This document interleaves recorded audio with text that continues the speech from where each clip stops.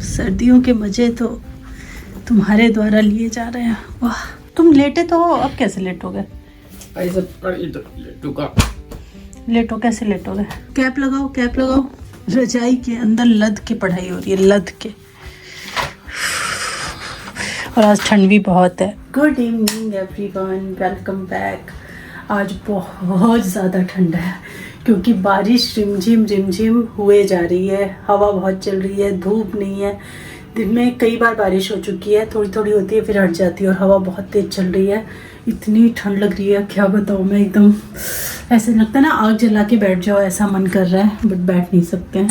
देखो बाहर पेड़ों की हालत देखो। और मैं बनाने जा रही हूँ अपने लिए गर्मा गर्म कॉफ़ी, तब थोड़ी सी एनर्जी आएगी आगे काम करने की। और यहाँ पे देखिए खूब सारे मटर जो हैं ये छिले रखे हुए हैं, इनको मुझे फ्रीज़ करना है। मैंने ना 3 बैग स्टोर कर लिए हैं, 2 पीछे रखे हैं, एक ये, 3 बैग हो गए मेरे पास। ये जो पूरा जगह है ना, मेरे को मटर से भरना है इस बार, क्योंकि मटर रहती है ना तो फिर आपको पूरा साल नहीं खरीदनी पड़ती। इस बार मुझे पूरा साल मटर नहीं खरीदनी पड़ी है। इनफैक्ट लास्ट में आके तब जाके मैंने 1 पैकेट शायद ख़रीदा था। तो और ये मटर इस बार की अच्छी भी मिली है, मीठी मीठी मटर है, कच्चा खाने में बहुत अच्छी लगती है, बढ़िया। तो मैं बनाने जा रही हूँ अपने लिए कॉफ़ी। मैंने अपने लिए तो कॉफ़ी बना के पी ली। उसके बाद एक्चुअली सिद्धार्थ का फिर जब ट्यूशन जाने का टाइम होता है उससे पहले ना कुछ स्नैक्स छोटा मोटा जो है उसको प्रिपेयर करके देना पड़ता है। तो हमेशा इतना हैवी नहीं, कई बार मखाने हो गया वो दे देती हूँ, कई बार छोटा छोटा कुछ ऐसी चीज़, 1 चम्मच बेसन का हलवा बना दिया किसी दिन, या फिर ऐसे जैसे ब्रेड रखी है तो टोस्ट बना दिया, 1 ब्रेड 2 ब्रेड का।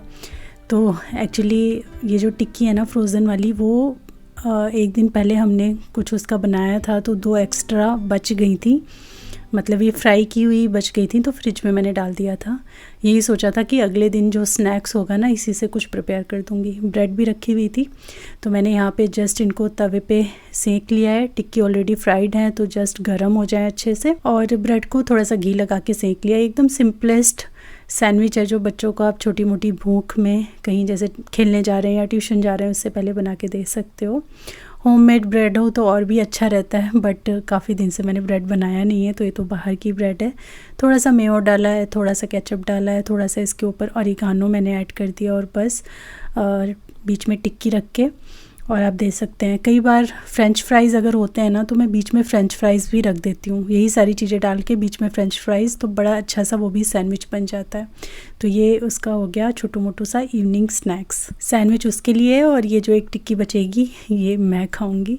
मुझे भी ये वाली टिक्की बहुत अच्छी लगती है।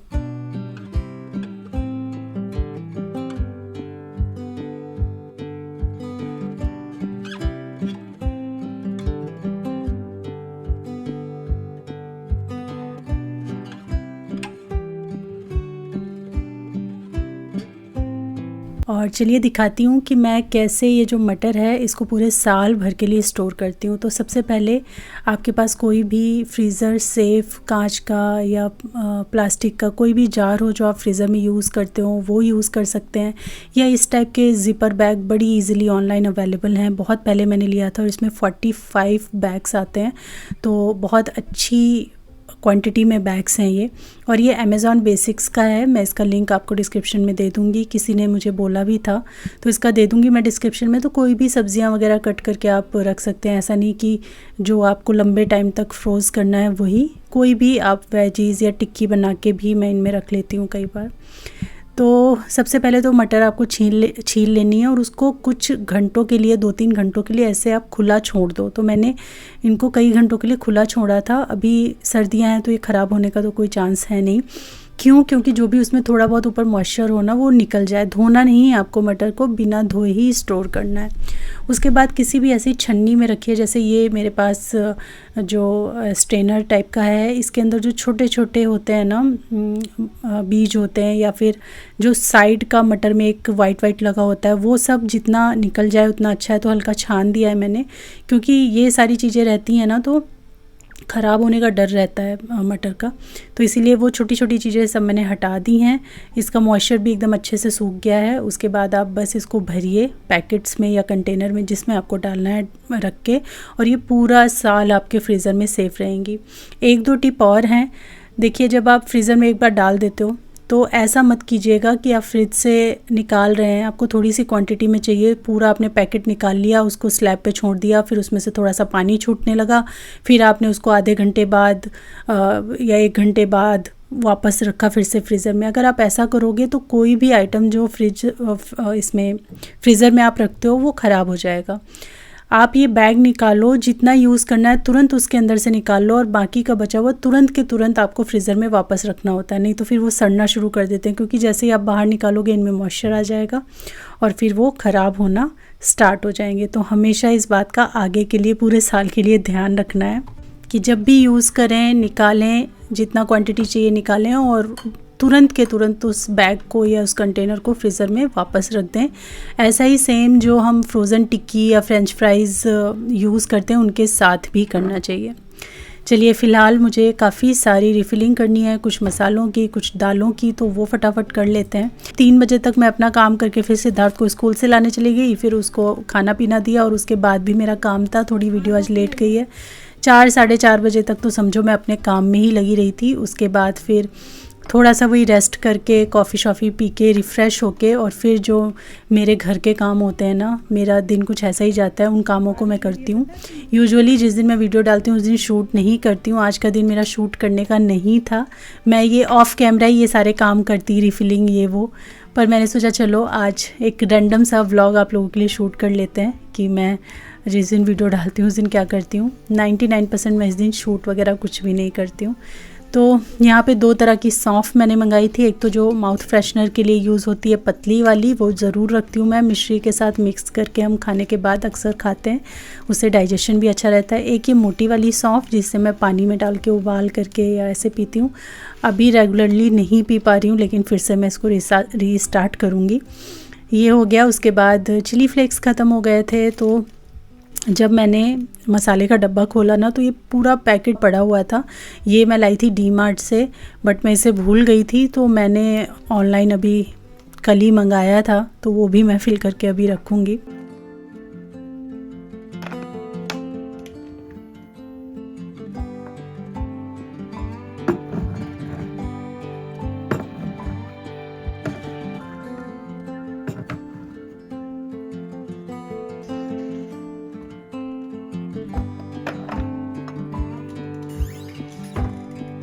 चिली फ्लेक्स ख़त्म हो गए थे, तो ये वाला पैकेट मैंने मंगा लिया था, तो ये एक्स्ट्रा हो गया है। तो अब इसको इस तरीके से फिल करके मैं रख दूंगी। बाकी दालें वगैरह हैं उनको भर देते हैं। इस बार मैंने ये धामपुर जैगरी मंगवाई है, जो कि काफ़ी अच्छी लगी, हस्बैंड को बहुत पसंद आई। तो वो ज़्यादा खाते हैं जैगरी वगैरह ना, खाने के बाद थोड़ा सा लेके खाते हैं। तो इसमें जो ये पैकेट आया था, इसमें इस तरीके के 2 ब्लॉक थे, और दोनों सेपरेटली वैक्यूम सील थे अलग अलग। तो एक खोल के मैंने डब्बे में भर दिया था, वो ख़त्म हो गया है।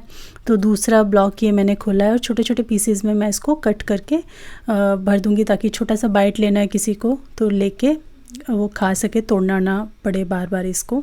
और बहुत ही सॉफ्ट है ये, तो आसानी से कट भी जा रही थी, ऐसा बहुत हार्ड वाला गुड़ नहीं है ये।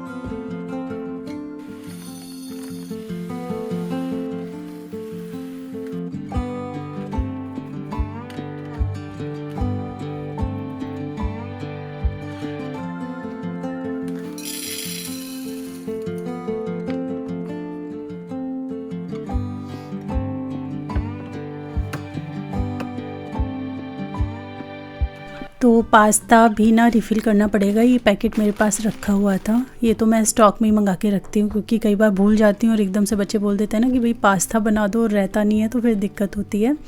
और 99.9% मैं यही वाला पास्ता यूज़ करती हूँ। ये है डिसानो का पास्ता और ये एल्बो पास्ता है, 100% डरूम व्हीट पास्ता है ये। इसमें किसी भी तरीके का मैदा वगैरह यूज़ नहीं है, गुड सोर्स ऑफ प्रोटीन है और एक हेल्दी स्नैक्स हो सकता है अगर आप इसको सैलेड में, या जो रेसिपी मैं आगे आपके साथ शेयर करने वाली हूँ वो भी काफ़ी हेल्दी तरीके से मैंने बनाई है। इसके अंदर 0 कोलेस्ट्रॉल है, 0 ट्रांस फैट है और ये free from artificial colour, flavour and preservatives है और ये 100% वेजिटेरियन भी है। और इसकी शेप वगैरह मुझे काफ़ी पसंद आती है क्योंकि कोई भी सॉस आप बनाओ ना तो बहुत अच्छे से इसकी शेप की वजह से इसके अंदर वो मतलब इंटैक्ट हो जाता है और बहुत ही जूसी एंड डिलीशियस लगता है जब आप इसको बाइट करते हो। तो अभी तो मैंने इसको रिफ़िल कर दिया है और मैं इसे बॉईल करके रख दूँगी ताकि सुबह जो है बॉईल करने का काम मेरा बच जाए। बाकी जो इसका सॉस है वो कल मॉर्निंग में ही मैं बनाऊँगी। तो ये 2 डब्बे भर गए हैं, साथ ही जो पैकेट में है उसे ही मैं बॉईल करने वाली हूँ। इसके अलावा आपके साथ एक और रेसिपी मैं शेयर कर रही हूँ जो रिसेंटली मैंने दिखाया था कि मैंने बनाई है, कुछ कमी रह गई थी। तो आज proper step by step with measurement मैं आपके साथ सब कुछ शेयर करूँगी। वो है ज़ीरा कुकीज़ की रेसिपी। तो थोड़ी बहुत जो रिफ़िलिंग थी वो मैंने डन कर दी है, थोड़ी बहुत चीज़ें आई रखी थी उनको फिल करना था, वो हो गया है। और कुछ बहुत चीज़ें मैंने यहाँ निकाल के रखी हैं, मेजरिंग कप्स रखे हुए हैं क्योंकि मैं बनाने वाली हूँ बिस्किट्स, तो उसकी रेसिपी आपके साथ शेयर करूँगी। लास्ट टाइम जो जीरा बिस्किट बनाया था ना उसमें कुछ कमियाँ रह गई थी, तो इस बार प्रॉपर तरीके से, और एक चीज़ मैं भूल भी गई थी तो बाद में मुझे जाके जब ओवन में डाल दिया तब याद आया था, तो इसीलिए सब कुछ प्रॉपर आज उसकी रेसिपी भी मैं शेयर कर दूंगी। पास्ता के अंदर ना कॉर्न बहुत अच्छा लगता है, तो स्वीट कॉर्न जो मैं मार्केट से लेके आती हूँ उसे भी मैं ऐसे फ्रीज़र में डाल देती हूँ और जैसे ही मुझे कुछ ज़रूरत होती है थोड़े से निकाल के मैं यूज़ कर लेती हूँ। तो ये लास्ट टाइम बुध मार्केट से मैं लेकर आई थी, मैंने दिखाया था आपको। तो बस इसमें से थोड़े से निकालूंगी, वॉश करूँगी और इसे मैं पास्ता के साथ ही बॉईल कर लेने वाली हूँ।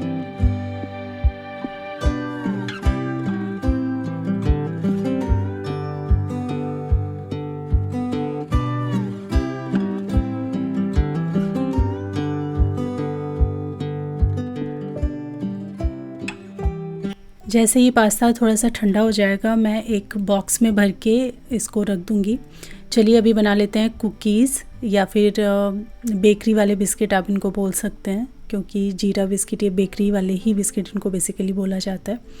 तो यहाँ पे मैंने अराउंड 150 ग्राम तक बटर लिया होगा और काफ़ी देर से इसको बाहर भी रखा हुआ है, लेकिन ठंड इतनी है कि ये बिल्कुल भी टस से मस होने का नाम नहीं ले रहा। तो मैंने सोचा इसको अच्छे से तोड़ देती हूँ चीनी डाल करके ताकि ये जल्दी से थोड़ा मेल्ट हो जाए। तो मैंने चीनी इसमें डाली है आधा कप और ये पिसी हुई चीनी है। ये मैं अलग से पीस करके रेगुलर शुगर को ही रख लेती हूँ ताकि जो भी इस टाइप की चीज़ें बनाऊँ उनमें ये काम आ सकें। उसके बाद अच्छे से मैंने इसको फेंटा और देखिए करते करते अच्छे से फ्लफ़ी एकदम हो जाता है और कलर भी इनका चेंज हो जाता है, येलो से ये वाइट के कलर में आ गया है। और बढ़िया से इसको फेंट लेने के बाद फिर आपको इसमें ड्राई इंग्रेडिएंट मिक्स करने हैं। और अगर आप हाथ से फेंटते हैं, अगर आपके पास विस्कर है उससे आप फेंटते हैं ना, तो थोड़ा सा टाइम आपको लगेगा। इससे 2-3 मिनट में हो जाता है, उससे आपको 4 से 5 मिनट लग जाते हैं। तो आराम से टीवी के आगे बैठ करके, सोफ़े पे बैठ करके आराम से आप विस्क कर सकते हैं अगर ये हैंड ब्लेंडर वगैरह नहीं है तो। इसके बाद मैंने इसके ऊपर रखी है एक छन्नी और इसमें मैं ऐड करूँगी 1.5 कप मैदा। इसकी जगह आप आटा भी ले सकते हैं। जो लास्ट टाइम मैंने आपको जीरा बिस्किट दिखाए थे ना, उसमें मैंने 1 कप आटा डाला था और बाकी का मैदा डाला था, लेकिन इस बार मैंने सोचा पूरा मैदे का ही बनाती हूँ। तो 1.5 कप मैंने मैदा लिया है और 1/3 कप मैंने इसके अंदर चावल का आटा लिया है। 1.5 कप मैदा, 1/3 कप चावल का आटा और 1 टीस्पून से थोड़ा सा कम आपको इसमें बेकिंग पाउडर लगेगा। तो 1 टीस्पून से थोड़ा सा कम आपको बेकिंग पाउडर डालना है, बेकिंग सोडा नहीं, बेकिंग पाउडर पड़ेगा फिर इसमें जाएगा सॉल्ट, क्योंकि ये बिस्किट स्वीट एंड सॉल्टी होते हैं, चाहे अजवाइन बिस्किट हो चाहे जीरा बिस्किट हो, स्वीट एंड सॉल्टी होते हैं ये। अच्छे से सारी चीज़ों को छान लीजिए तो जो बेकिंग पाउडर है अच्छे से चारों तरफ बढ़िया से मिक्स हो जाता है और इसका आटा जैसा हमें नीड करके तैयार करना है। अब क्योंकि ये जीरा बिस्किट हैं तो जीरा तो पड़ेगा ही, मैं कच्चा जीरा ही डालना प्रेफर करती हूँ, अच्छा लगता है मुझे उसका टेस्ट। और आप चाहें तो थोड़ा सा रोस्ट करके भी डाल सकते हैं इसको, बट मुझे लगता है अवन में इतनी देर रहता है तो ये थोड़ा सा रोस्ट हो ही जाता है और फिर जो टेस्ट आता है ना वो एकदम बढ़िया आता है, परफेक्ट। कई बार ज़्यादा रोस्ट करने के बाद आप इसको ओवन में डालें तो कहीं एक जला सा टेस्ट ना आ जाए, तो ये सोच करके मैं कभी भी इसको रोस्ट नहीं करती हूँ, बिना रोस्ट किए ही ऐसे ऐड कर देती हूँ। फिर आपको अच्छे से नीट करना है इसे। अब यहाँ पे ना आपको ज़्यादा टाइट आटा नहीं करना है, सॉफ्ट आटा गूँथना है, बिल्कुल भी गीला जैसा नहीं होना चाहिए, लेकिन हाँ सॉफ्ट होना चाहिए कि आसानी से आप उसको टैकल कर सको। और इस काम के लिए आपको जितना दूध ऊपर से लगे उतना आप डाल सकते हो, 2 चम्मच भी लग सकता है, 3 भी लग सकता है। मैंने यहाँ पे ना 1/3 कप लिया था, थोड़ा सा कम ही लिया था उससे, और उतना दूध इसमें लग गया। तो ये आपको धीरे धीरे डालना है, अपने हिसाब से ऐड करना है कि आप एक सॉफ्ट आटा लगा पाएँ।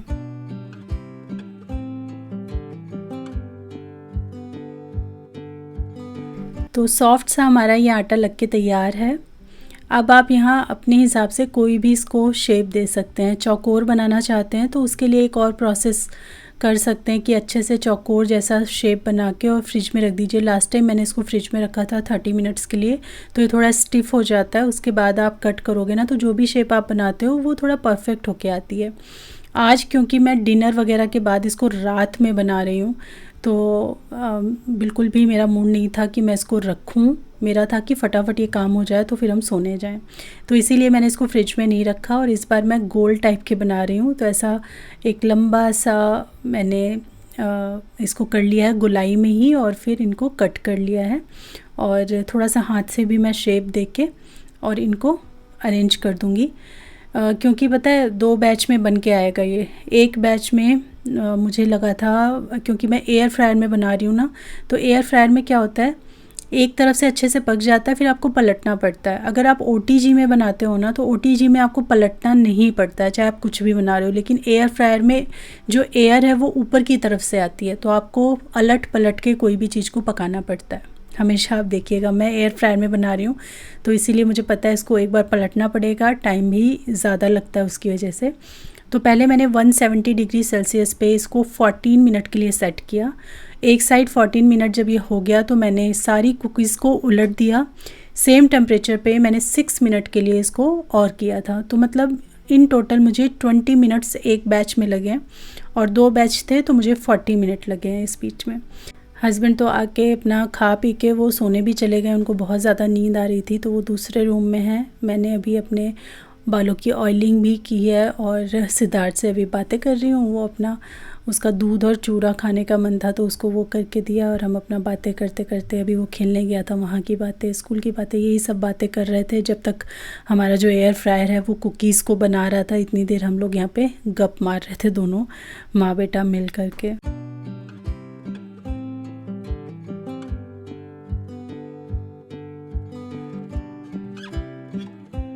और ये देखिए हमारी जीरा कुकीज़ जो हैं एक बैच बनके रेडी हो गया है, दूसरा बैच मैंने डाला हुआ है और उसको बना के फिर मैंने रख दिया था और फिर हम सोने चले गए थे। और ये है अगली मॉर्निंग, नेक्स्ट मॉर्निंग है। और यहाँ पे अब मैं जो पास्ता मैंने बॉईल करके फ्रिज में डाला था ना उसके लिए सॉस प्रिपेयर कर रही हूँ।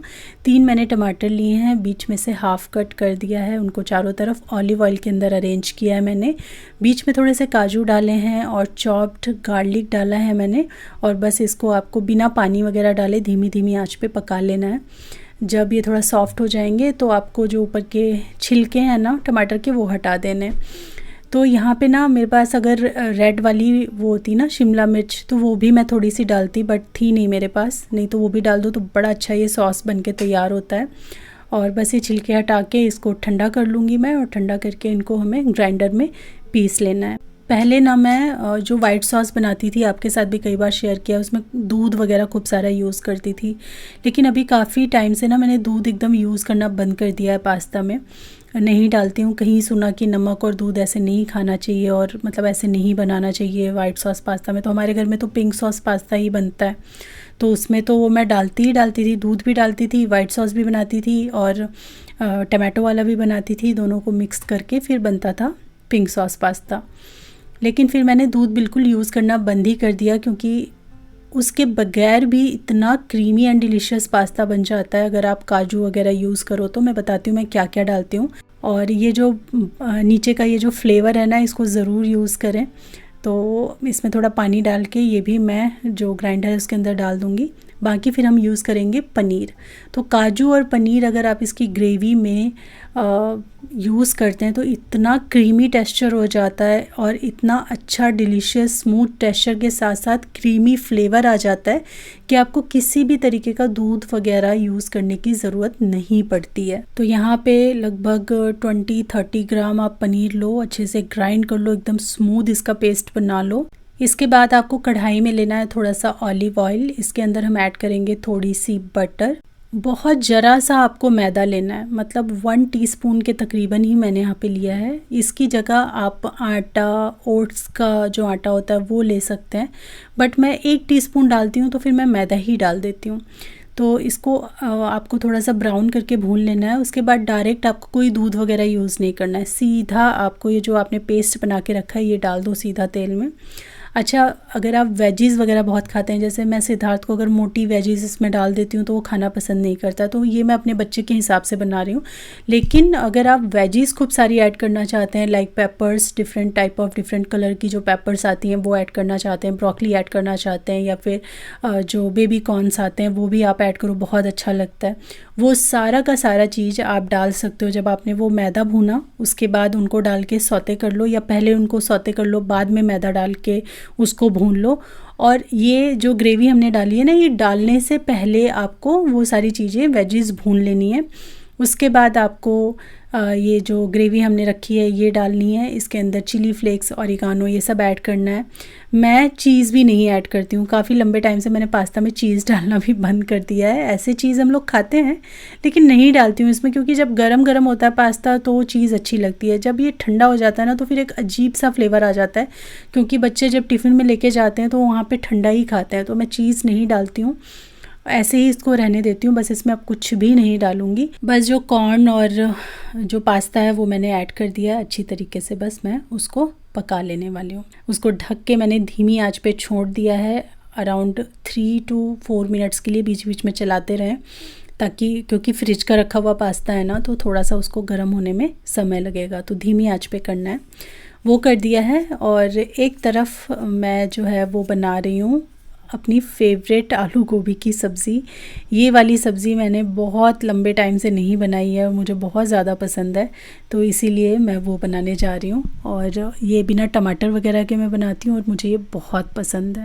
जब तक कढ़ाई गर्म हो रही थी उस बीच में मैंने जो है इधर जूसर सेट कर दिया है। जो हमारे घर में सुबह ABC जूस बनता है उसके लिए जूसर सेट कर दिया है। गाजर वगैरह धो के, बीटरूट धो के मैंने साइड में रख दिया है। तो बहुत सारे काम मॉर्निंग में साइड बाय साइड चलते ही रहते हैं। यहाँ जब ये कढ़ाई अच्छे से गर्म हो गई तो मैंने इसके अंदर मोटी कटी हुई, थोड़े बड़े बड़े टुकड़ों में कटी हुई गोभी आपको चाहिए और आलू चाहिए। ये आलू मैंने किसी और चीज़ के लिए काटे थे तो ऐसे छोटे छोटे कटे हुए हैं, अदरवाइज़ ये सब्ज़ी के अंदर ना लंबे मोटे कटे हुए आलू ही यूज़ होते हैं। बहुत टेस्टी लगते हैं, वो देखने में भी अच्छे लगते हैं, पता नहीं टेस्ट अलग सा ही आता है। तो अच्छे से गोभी को भून करके मैंने निकाल लिया। थोड़ा सा और तेल लिया है, उसके अंदर लौंग, इलायची, बड़ी इलायची, तेज़पत्ता, सूखी मिर्च, जीरा, हींग, इन सब का मैंने तड़का दे दिया है अच्छे से। और उसके बाद फिर हम इसमें कटे हुए प्याज ऐड करेंगे। आलू गोभी की सब्ज़ी में ना मैं बिल्कुल भी टमाटर ऐड नहीं करती हूँ, ये ऐसी ही बहुत अच्छी लगती है। और ये वाली सब्ज़ी ना पूड़ी के साथ खाने में बहुत अच्छी लगती है। बट अभी हमने कचौड़ी बना के खाई थी, वो बेडमी पूड़ी, तो मैं पूड़ी नहीं बनाऊँगी, रोटी के साथ ही इसको खाएंगे। बट ये पूड़ी के साथ आप बना के देखना, बहुत ही टेस्टी लगती है। तो प्याज हमारे जब थोड़े गुलाबी हो गए थे ना तो इसमें जिंजर, गार्लिक और ग्रीन चिली ये कुटे हुए होने चाहिए, इनका पेस्ट नहीं चलेगा। इस सब्ज़ी में आपको ये तीनों चीज़ें कूट करके, जो थोड़ी मोटी मोटी हों, थोड़ी पतली भी हो गई हों, ऐसे कूट करके अच्छे से डालना है। तो वो कुटा हुआ जिंजर गार्लिक डाल दिया, थोड़ा सा पानी ऐड कर दिया, ताकि ये सब जले नहीं। और उसके बाद फिर मसाले डालते हैं। मसाले सारे रेगुलर होंगे, हल्दी, लाल मिर्च, धनिया, ब्लैक पेपर, जीरा पाउडर, यही सारे मसाले जो आप खाना पसंद करते हैं रेगुलर वाले, वही आप इसमें डालिए। अच्छे से भून लीजिए ताकि जो जिंजर गार्लिक है और मसाले खूब बढ़िया तरीके से भुन जाएं। उसके बाद फिर हम इसमें आलू गोभी को ऐड कर देंगे, नमक ऐड कर देंगे और फिर हम उसको ढक करके पका लेंगे। इसमें ज़्यादा नहीं, 1-2 चम्मच आपको पानी डालना होता है, ज़्यादा पानी नहीं डालना होता है, थोड़े थोड़े पानी में ही इसको पकाना होता है। तो यहाँ पे देखिए एकदम सूखा सूखा सा ये सब्ज़ी बनके तैयार होता है, क्योंकि हम इसमें पानी नहीं डालते हैं। 1-2 चम्मच ही पानी मैंने डाला होगा। और फिर लास्ट में आप इसको अच्छे से तेज़ आंच पे भून लीजिए, हरा धनिया ऐड कर दीजिए। ये एकदम सूखी सूखी सी सब्ज़ी बनके तैयार होती है, जो कि बहुत यम लगती है, बहुत टेस्टी लगती है। ट्राई ज़रूर कीजिएगा अगर इस तरीके से नहीं बनाते हैं तो। उसके बाद बस ये फाइनल काम था, जूस वगैरह बनाना, सबको देना।